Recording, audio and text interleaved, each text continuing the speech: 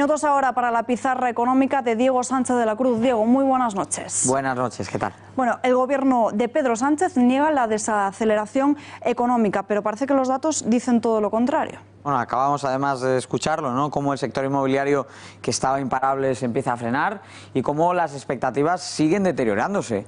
Hoy mismo leíamos a un asesor de la presidencia del gobierno, a Daniel Fuentes, que es jefe de política macroeconómica, diciendo abiertamente que la economía no solo no ha ido a peor, sino que está yendo a mejor desde la moción de censura, cuando todas las cifras están obviamente cambiando a negativo, mostrando una clara desaceleración en la economía. Y ahora vamos a ver algunos de los datos que conocíamos en los últimos días y que desde luego que echan más leña al fuego, y esos tambores de desaceleración que llegamos comentando ya algunas semanas suenan cada vez más fuerte. Por ejemplo, estamos hablando antes del sector inmobiliario, pero ¿qué pasa con todas las empresas en general? Pues se han creado un 4,4% menos de empresas en el primer mes del año, de modo que no solo hay un golpe al inmobiliario, la industria está en recesión, no, también 4,4% menos de empresas creadas en lo que va de año. Y además, lo que es incluso más grave, las disoluciones de sociedades, Salva, han aumentado casi un 12%, es decir, quiebran más empresas por un lado y por otro lado se abren menos empresas, de modo que estamos perdiendo mucho dinamismo en el sector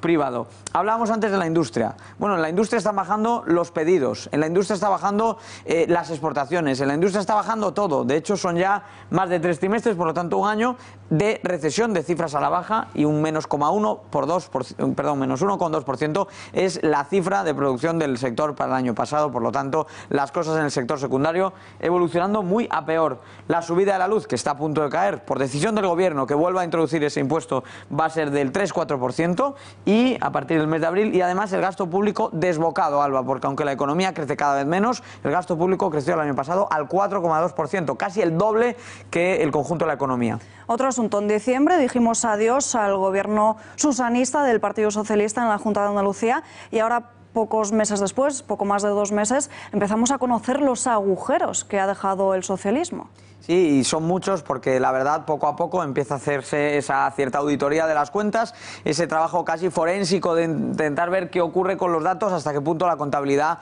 era real o efectivamente estaba muy cocinada.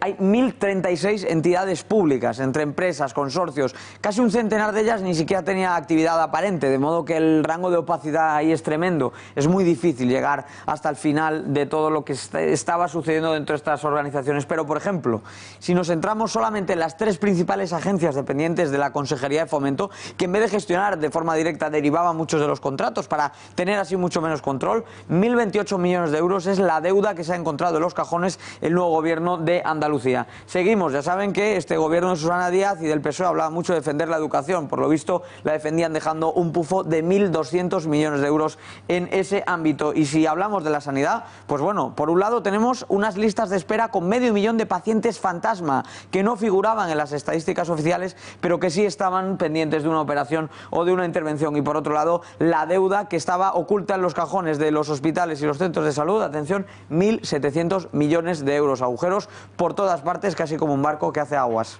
Muchos partidos políticos piden acabar con el estado de las autonomías, o los ya conocidos como 17 reinos de taifas, por su gasto. Diego, cuéntanos cómo es esa administración paralela a la que también afecta a los ayuntamientos. Sí, efectivamente, todas esas propuestas, ¿no?, sobre la financiación de las distintas capas de la administración, sobre las duplicidades, sobre todo eso. Bueno, hemos conocido esta semana datos escalofriantes sobre esa administración paralela, porque, ojo, Andalucía es la punta del iceberg y es desde luego el peor ejemplo de todos, pero en toda España encontramos situaciones así. Atención, entidades, consorcios, empresas públicas, en total hay 5.571 en ese sector que se mueve muchas veces en la opacidad más absoluta. Como decíamos, Andalucía y Cataluña son las regiones donde más extensa es esta red, por lo tanto menos transparencia. Los activos que manejan estas entidades, atención, están valorados en 226.000 millones de euros, es decir, todo el gasto de un año en pensiones en los activos que tienen estas empresas y entidades. Su deuda, por cierto, llega a los 60.000 millones de euros, es decir, más del 5% del PIB. Y por último, atención,